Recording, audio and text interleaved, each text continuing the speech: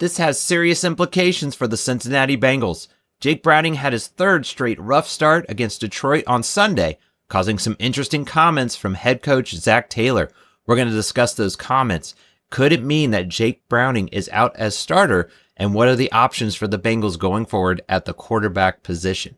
Welcome to the jungle. This is Zac Coffman with Bengals Digest. Happy to see you Bengals fans. And if you want to get your voice heard, get a part of the community, smash that subscribe button. We are almost up to 3,000 subscribers. We thank each one of you and want to hear from you guys what you think of the Cincinnati Bengals right now.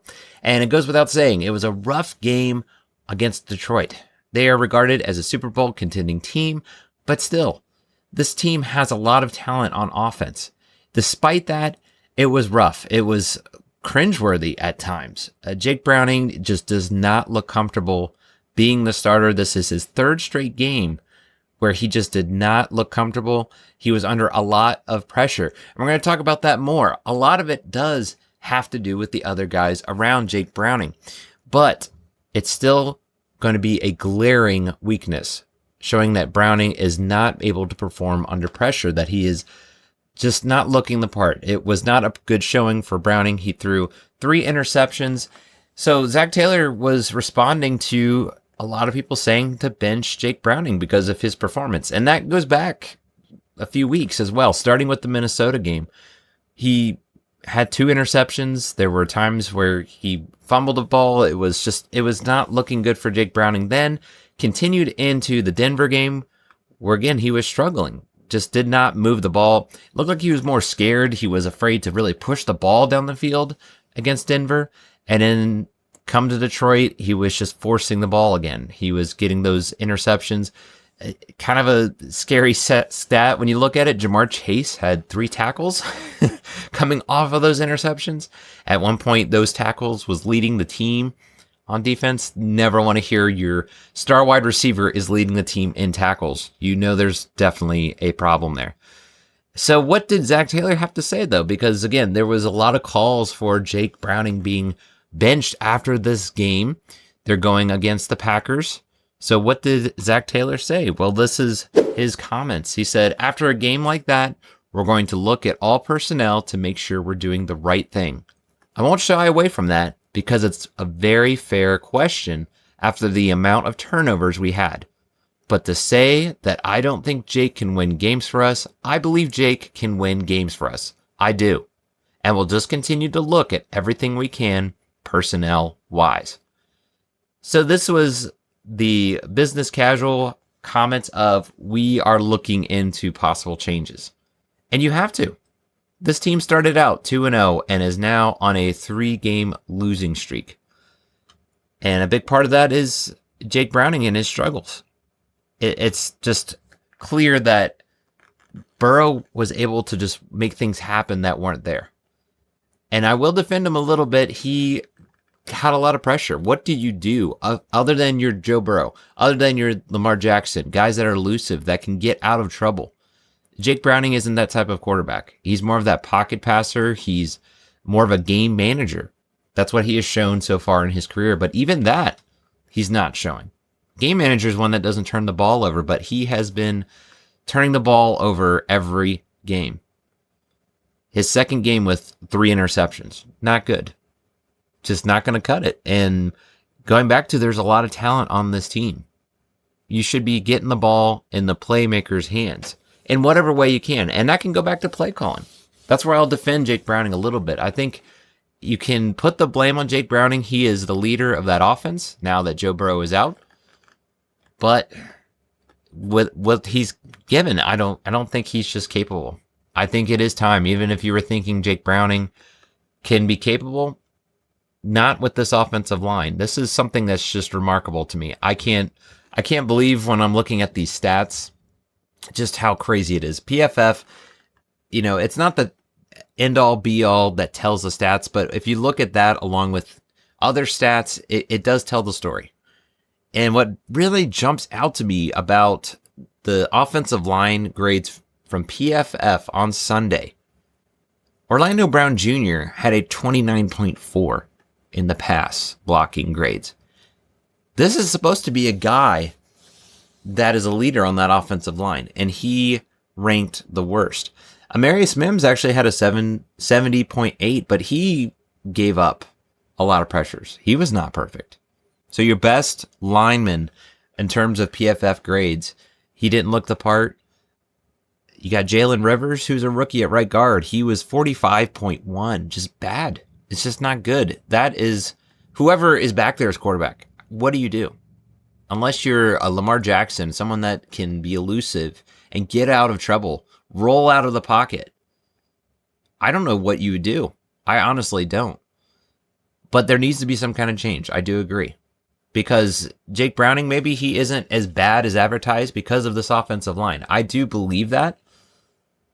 But he's just not the answer. Simply put, he is not the answer for what this offensive line is going to give him. So it is time for a change. I really hope that Zac Taylor is not just saying that to appease the media, to appease that question, just kind of write it off. That was kind of that making it vague.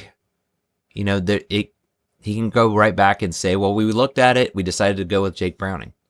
They've been very patient with him, but I feel like his time has run out. So where do you go? What are your options? Well, their backup is Brett Replin. And the fact that, I don't know if that's how you say his name, how familiar we are with him. This is a journeyman. He's been on several teams. He's 29 years old, has a 59.9 QBR rating for his career. Just not good. 4 touchdowns, 9 interceptions. He is the definition of another backup. I don't know if he would be the answer. Sometimes these journeymen can surprise you. Sometimes they come out and something clicks. With Jamar Chase, T. Higgins, could that potentially bring out the best in him? I don't know. Maybe it is worth a shot. He is currently on the roster. He is the backup to Jake Browning. But you also see that they signed 2 to the practice squad. That being Mike White, another journeyman. He actually had a really good season with the Jets. He was starting to get a lot of attention being in New York, but just kind of fizzled out. He's kind of one of those journeymen, just became more of a backup quarterback. He is 30 years old, has a 74.7 QBR rating, 9 touchdowns, 13 interceptions.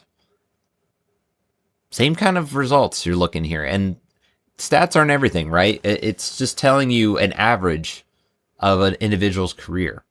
But you're seeing very similar stats, very similar quarterbacks. So I'm not going to sit here and say that they can't come in and be an improvement. Maybe they could. But the stats are also saying you're pretty much going to get a lot of the same. They also signed Sean Clifford. He is the unknown. He has 1 NFL pass on record. It was for 37 yards. So he's the one in the positive, but he is 27 years old. He is from Penn State.